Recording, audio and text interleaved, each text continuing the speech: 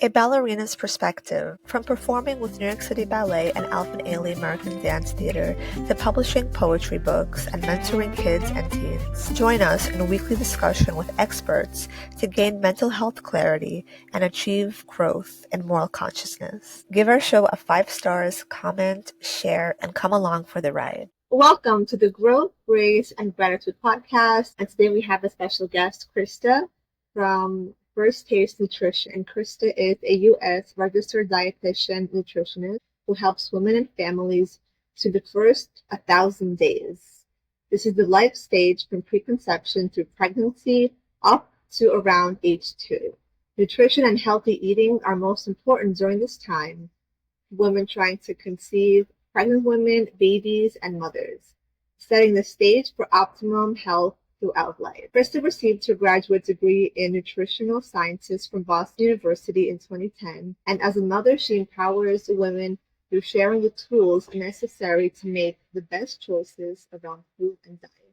Wow, what a beautiful bio. I'm so happy to have you on the podcast. Welcome. Thank you so much. Happy to be here. And it's so cool that today is actually Perfect Family Day. So it's such a nice alignment that there's a recognition to connect motherhood and maternal instinct and to the root of family. And how did you get into this whole idea of connecting nutrition to pregnancy and diet in general? Yeah, that's a great question. I've been a dietitian for a long time, and I'm one of those rare people who knew what I wanted to do from a very young age. So I was working in California at a health clinic where I had the opportunity to work with a diverse range of patients, and more than half of those wound up being pregnant women. So I started to realize the profound impact that nutrition can have on health outcomes. And I saw firsthand how proper nutrition during pregnancy could influence not only the health of the mother, but the health of the baby and their entire life and even future generations. So when it was time for me and my family to move, I knew that I wanted to start an online practice so I could go anywhere and start to reach people from all over the world. I started my own practice, and that allowed me to specialize in pregnancy nutrition.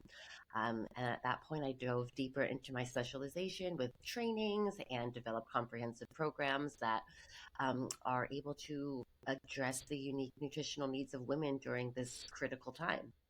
Yeah, that's really interesting. And when it comes to, like, for example, for new parents who recently have children, what are some things that they should focus on to maintain kind of like the nourishment between the couple? Is that also kind of considered as part of your work? ClickFunnels easily build any type of online business and sales funnel in record time, no matter what your product, service, or niche, without any tech design or experience whatsoever. Try the ClickFunnels 14-day free trial, link in the description of the podcast. Yeah, well, I see food and nutrition as a big part of self care. And I am not a therapist or a relationship specialist. I'm, a dietitian, nutritionist, and Right. but with talking about food, we always talk about life and how food is such an integrated part of everything we do. So yes, especially for new parents, maintaining a strong relationship is so important. And they're talking about, I think, communication, talking about things ahead of time, like who is expected to make the meals, if mom is breastfeeding, is dad in charge of cooking. Unlock your best life with Soul app. Book a holistic wellness experience with a trained guide and start changing your life today with compassion practices, inner healing, food and diet, and so much more. Tap into a healthier and happier life with the #1 purposeful living app in the US, the Soul app. Link in the description of the podcast. Who's feeding mom, if she's breastfeeding, if there's an older sibling, who's making their lunch boxes and snacks, etc. So also conversations around who is staying home to care for the child if they're sick and can't go to daycare or preschool. Like those things are also so important. So I really believe in family meal times, and I know sometimes it's difficult when you have really little ones, but you know, if you're doing family meal times and especially dinner, it might be a bit chaotic if you're starting solids or with, again, if you have an older sibling there. So I do think you should prioritize eating together. But that means mom and dad need to carve out other times for eating together and spending time together. So date nights, getting those in the calendar, making them a regular thing. At home date nights, like even though family meals are important, 1 or 2 nights a month where you put the kids to bed early and do something like cooking together, maybe picking out a recipe from a cookbook, having a glass of wine and spending some time in the kitchen together. You could also use that time to do some meal prep and set yourself up for those busy days. Yeah, I love that. And it's also a great reminder because like new parents are such a kind of like switch in roles and relationship in general. That is a great reminder. Know your role, know your partner's role, know other people's roles around you to kind of like to support that the new addition and this kind of like integrational experience. So yeah, it's really, really interesting. Having those conversations ahead of time just really make all the difference for managing expectations. Oh yes, yes, for sure. I mean, what is it like working with you? How do you do like your sessions with somebody, for example, who is a pregnant woman who like who recently got pregnant? Yeah, yeah. So what I do, I now have private and group consultations. I also have an online course, and that That's includes, fantastic. yeah, lots of original educational materials like my recipe ebook, grocery list, uh, protein portion guide. So lots of hands-on materials, all kind of part of a course, and then lots of uh, kind of check-ins or elements of support as far as there's one-on-one consults. I run small group um, sessions as well, so there's usually about 2 or 3 of us, and that's a regular recurring thing. So you kind of have those just check-in points. I also do a lot of voice messaging with my clients. Podpitch is the first and only software that finds, writes, and sends pitches to podcast hosts from your actual email address.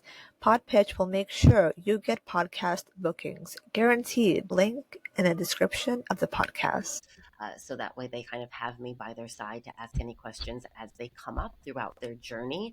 Usually start working with women anywhere between either, during pregnancy or up to like 6 months prior to trying to conceive, so they could really start to build nutrient stores and start to focus on nutrition even before conception. So, yeah, I've lots of different options and ways to work with me. Usually, the women who see the best results commit to working with me for about 6 months, and that way they can kind of start. Yeah, prior to it kind of gets them through 2 phases, so they are either trying and then they fall pregnant, or they're planning and then they start trying. So yeah, usually a 6 month program is kind of a good commitment. Yeah, that's really great. And what have you seen kind of like a common theme for maybe have there been any kind of like consistencies where any women have experienced like the same kind of need like, to help them throughout the process? Like women who are actually going to give birth soon, is there kind of like a common thing that they would need help with? Or is everybody like different and have like all different kinds of Definitely every pregnancy is different and every woman is different, and that's why I take such an individualized approach, and that's why there is so much one-on-one time with needs? a working with me. However, each trimester brings specific needs and specific things to focus on, whether that's nutrients, specific foods. Usually in third trimester, we like to revisit iron. I like to kind of look at where they stand with that. I revisit their supplements as well. So seeing what prenatal they're on and seeing what if we need to make any adjustments. Protein needs really increase in third trimester as well.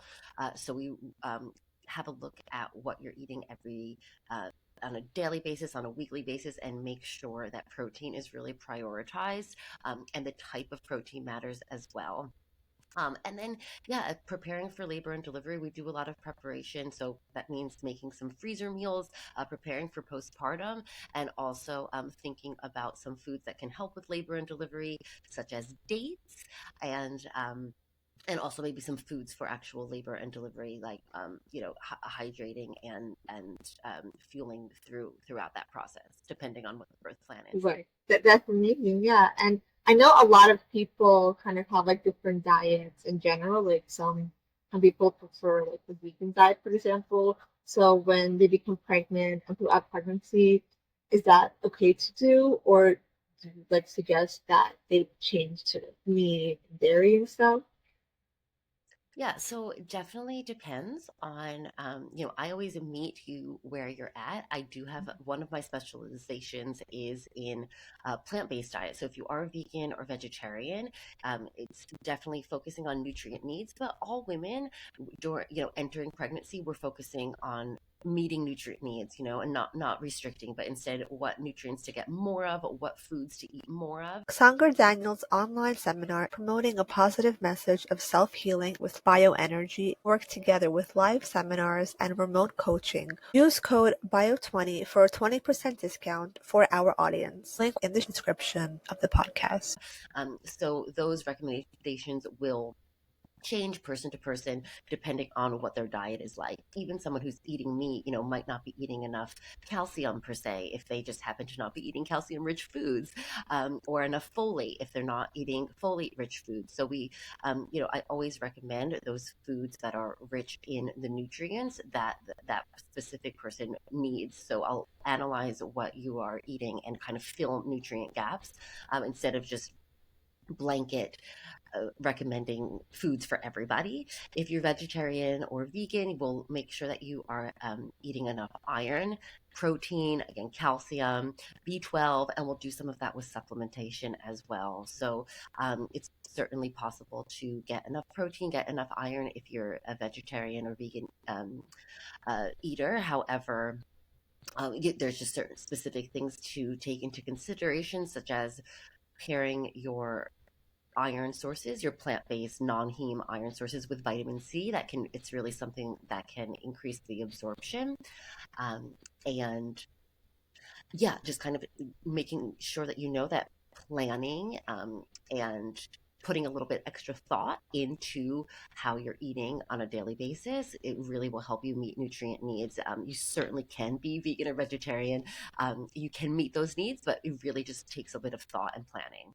Yeah, yeah, that's a good answer because yeah, some people do have like their like lifestyles, and it's interesting to know that we should stay on it or switch. So it's like the body will kind of crave different things when the shift happen, and when it does come to like craving, I know there's like a saying that eating for two, so that sounds very unrealistic. Like how should women deal with craving? Should they give it fully, or still kind of maintain like a balance and kind of Yeah. So it's more like nourishing for two. right, Eating for right, two has this idea that a lot of people think it has this idea of, it has a connotation, I should say, of eating double, like eating right, double yeah, portion.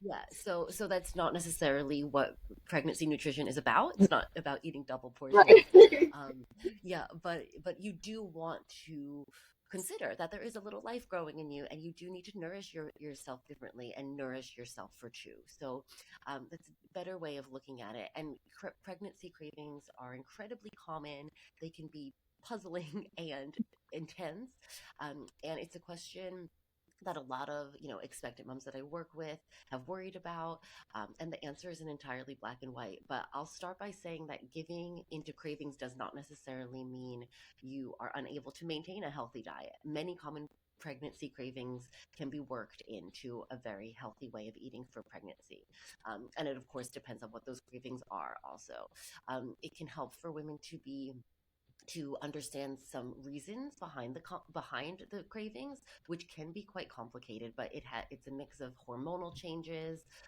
it's the surge of hormones that during pregnancy can alter taste and smell, that leads to cravings, but also aversions. So usually, just what you want to eat is going to be different in pregnancy, and just kind of recognizing that and expecting that can really help. There is also some nutritional reason behind cravings. Sometimes they can sometimes indicate a deficiency in specific nutrients, such as cravings for red meat or ice can indicate an iron deficiency. And then really science has shown us that it's the reasons behind cravings is mostly emotionally based. So yeah, pregnancy can be an emotional time, and cravings can um, kind of lead to wanting more comfort foods Yeah. and more of an emotional stress, anxiety way of eating. So kind of understanding the reason behind is a good place to start. And then, if you find that you are craving something every once in a while that you might not consider a healthy food, I say don't worry about it. Um, if it's every day, you might want to start thinking about some healthier alternatives. And I often encourage women to pay attention to the type of foods that you crave and not just the food itself. So, kind of the qualities of that food. If you're craving something crunchy and salty and you want chips every day, try maybe a handful of salty nuts some days. If you want something sweet, coconut yogurt with like, cooked down berries and a drizzle of honey, can be very satisfying, and it could be an alternative. So, yeah, I think it's okay to give into cravings occasionally, but if they're daily, think of some healthy alternatives. And the primary focus is of nutrient dense foods that you're including every single day. And when kind of those energy dense, nutrient less foods replace those nutrient dense foods, that's the problem. Wow, I love that. Yeah. I heard actually my friend who was pregnant and then she really didn't really eat meat. And then when she was pregnant, she started loving meat.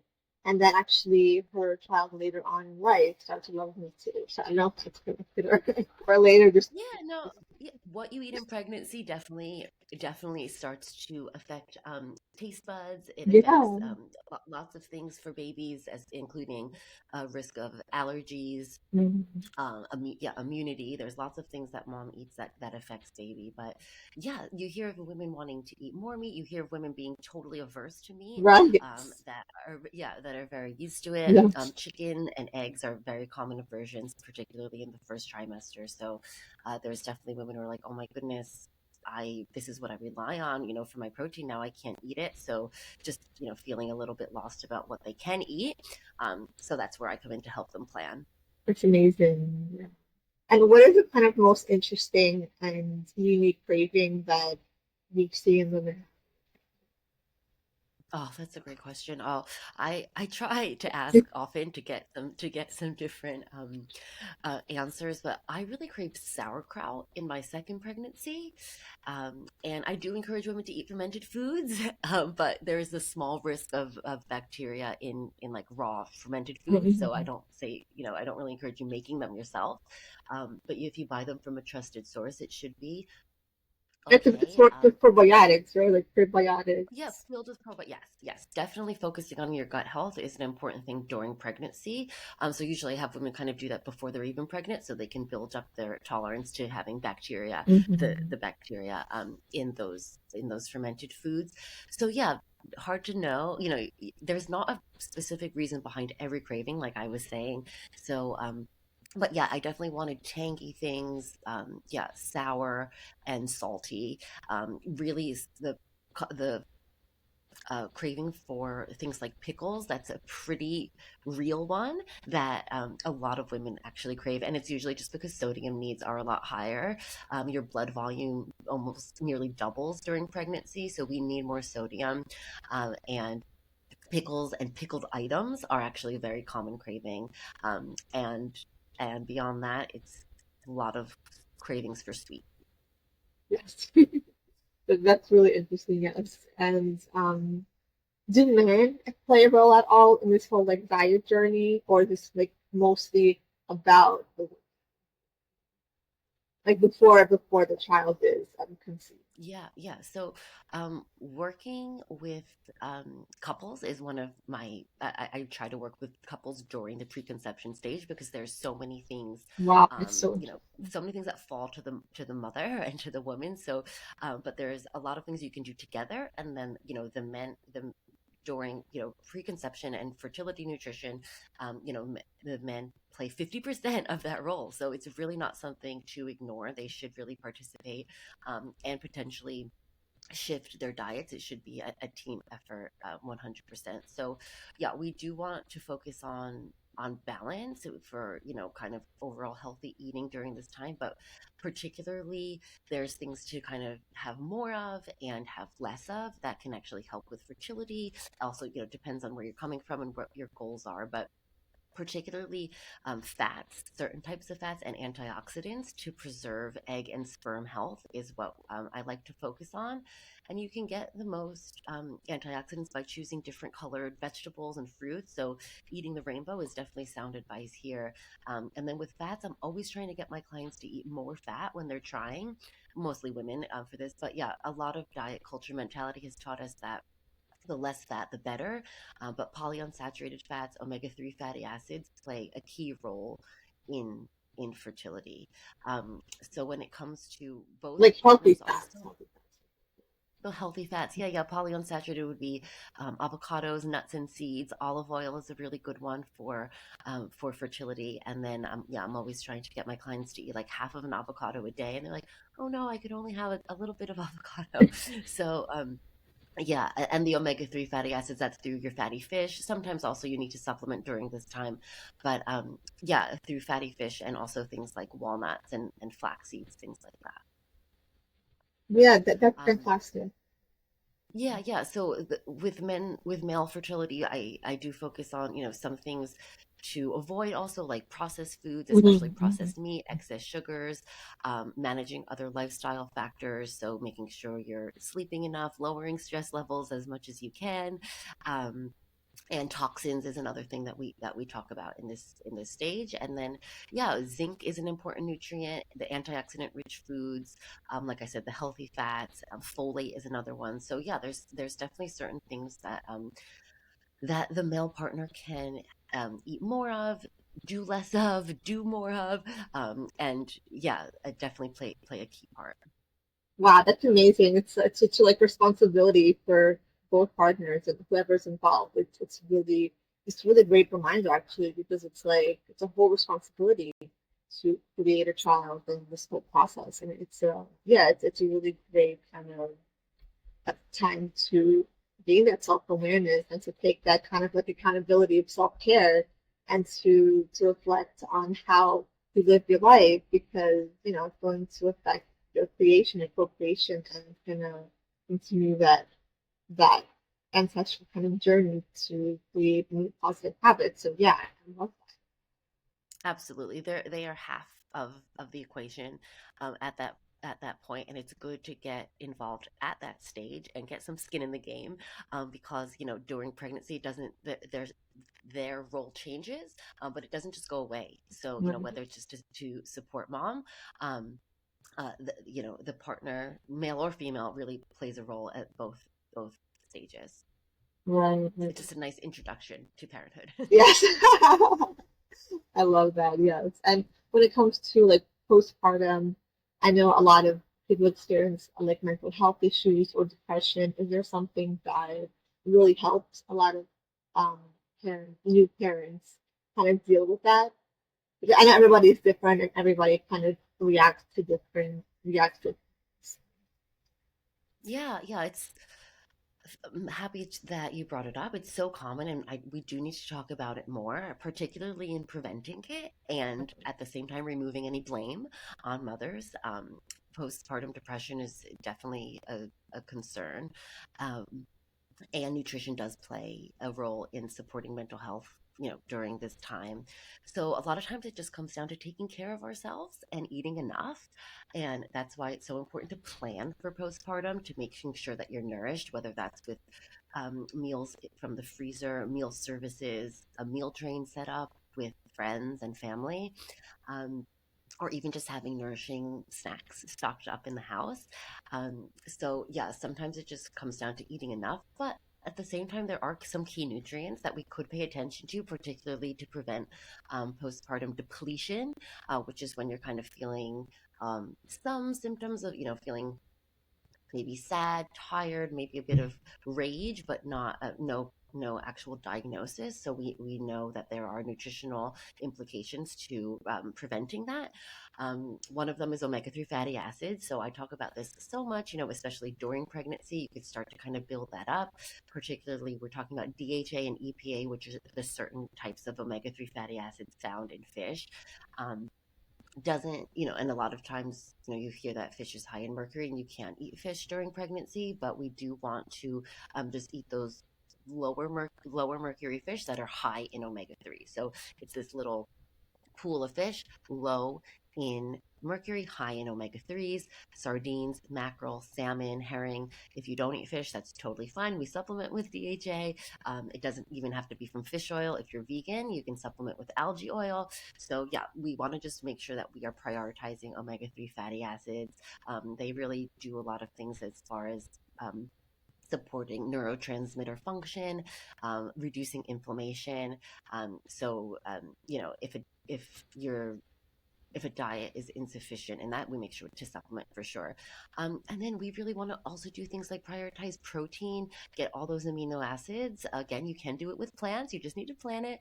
But those are those building blocks again for your brain, for brain function, mood regulation, also can help with recovery after labor. So yeah, there's specific amino acids like arginine that will be helpful at that time. So we want to make sure that we're getting enough of that. So yeah, other things would be carbohydrates, making sure that we're choosing complex carbohydrates, getting a nice variety of some whole grains in there, vegetables, fruits, and just kind of providing that steady source of energy and helping regulate blood sugar levels postpartum.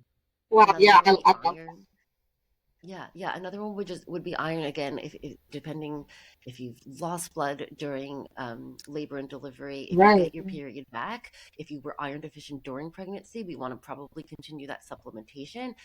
Maybe get tested again. Yeah, keeping an eye on iron levels is another one for sure. Wow, yeah, it's so true. Like your body does go through like a huge kind of process and it could be kind of perceived as a type of trauma. So it's like, yeah, it's so important kind of be aware of that. I know new mothers have almost like expectations about this perfect life. And obviously the body does have its own processes and it's good to kind of be aware of, your body and your journey and not to kind of like cling on to that like perfectionism, that idealization of it. It's a Yeah, process. 100%. This Yeah. is not to give you more things to do postpartum. It's more so to try to plan ahead if you can, to prevent that and call on your support system, and kind of recognize that you need care postpartum. And one aspect of that is certainly nutrition and nourishment.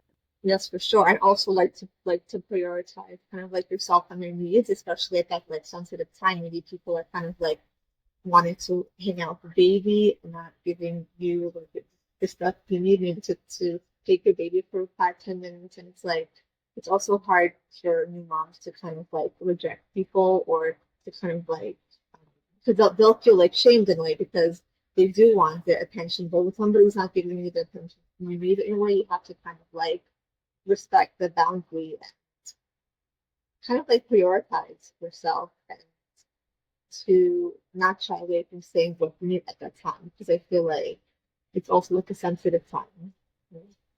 Yep. Yeah, it goes back to kind of what I was saying at the start. Like if mom is taking care of baby, who's taking care of mom? Right, And exactly.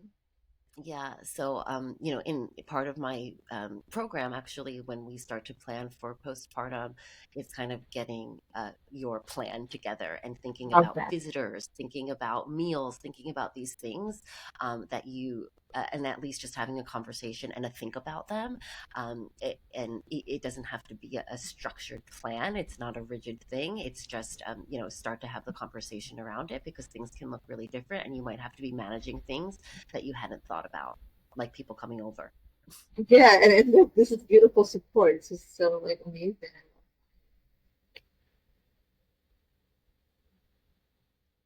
what's the most like important thing that new parent people who want to be parents and to help them with their conception to have the most like healthy child. Yeah.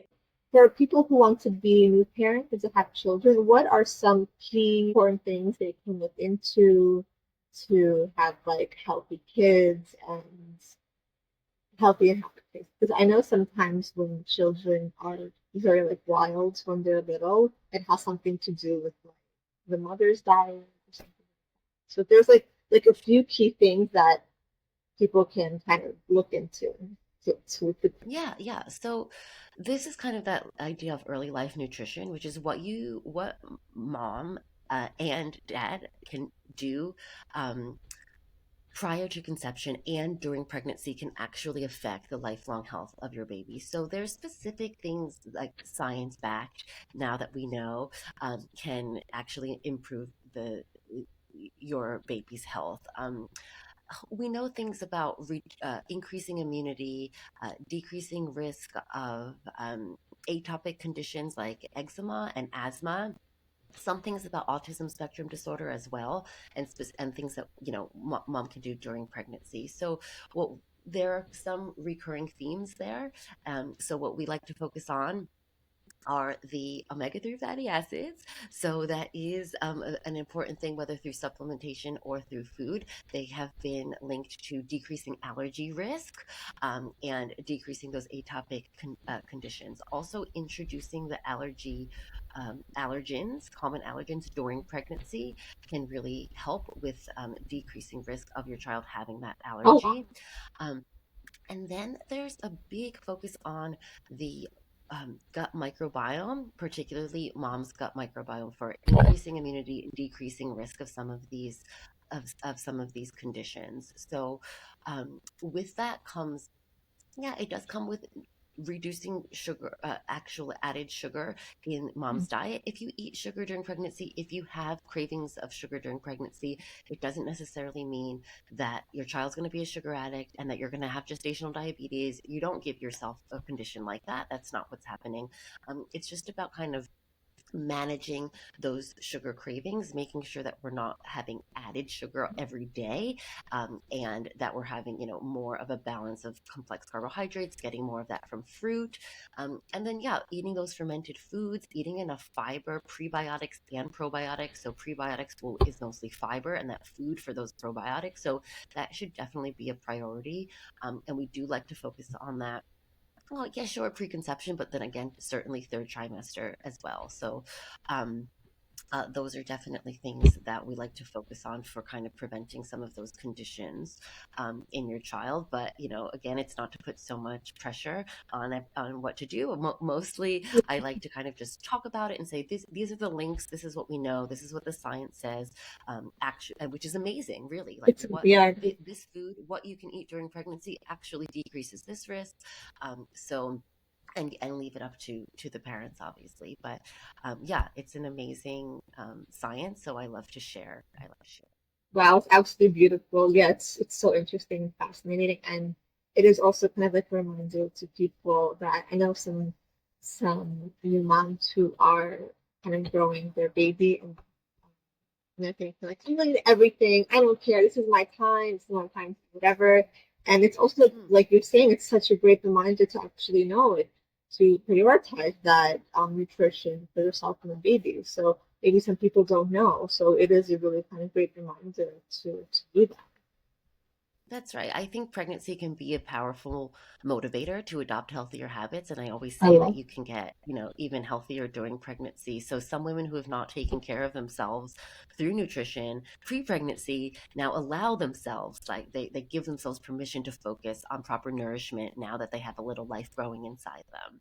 That's So that can just, fantastic. Yes. be, yeah, yeah, yeah. That's amazing. I love that. I think we talked about pretty much everything. Is there anything else you want to talk about, like your programs, maybe?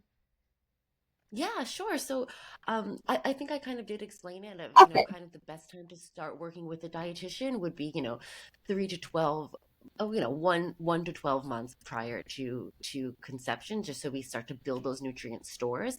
If you are pregnant already, it's certainly not too late. We just do, focus on each meal through preconception, through each trimester.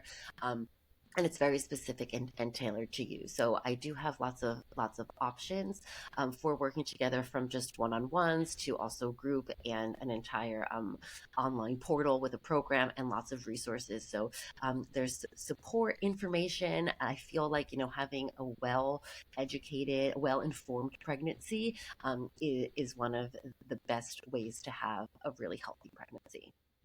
That's amazing. That's wow. This whole information is so great and it's so amazing. I feel like our listeners are going to have a great opportunity to learn through preconceptions or pregnancy, post. It's like super interesting. Thank you so much for coming Yeah, on the yeah. I'm so podcast. happy to be here and to share. And yeah, I really hope what listeners can take away is that understanding that nutrition is a powerful tool. It's not about rigid what to eat, what not to eat. Right. It's a tool for creating a healthy foundation for the health of mom and also baby. Yeah, and it's not necessarily like less restriction. It's just like more kind of boundaries in a way to have more empowerment, to feel more empowered about your body and your baby. The whole journey. That's right. Pregnancy is a really special time. It's a time of increased physiological needs.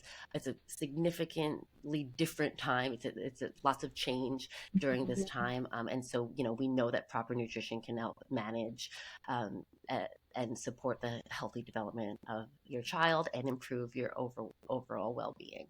I love that. Amazing. And where can people connect with you and see your content? The best thing would be on Instagram. I'm on Instagram a lot, so it's just First Taste Nutrition. And I always encourage you to send me a message to learn more about my programs. I also have, my links up in my bio for, connecting, setting up a free introductory call just to get to know each other, and then also to my whole program. Yeah, so thank you so much for coming on the podcast, Krista. I love all the information, all these very unique details about nutrition for You are others to so be welcome. to be listening. Thank you. Thank you for having me, Ari.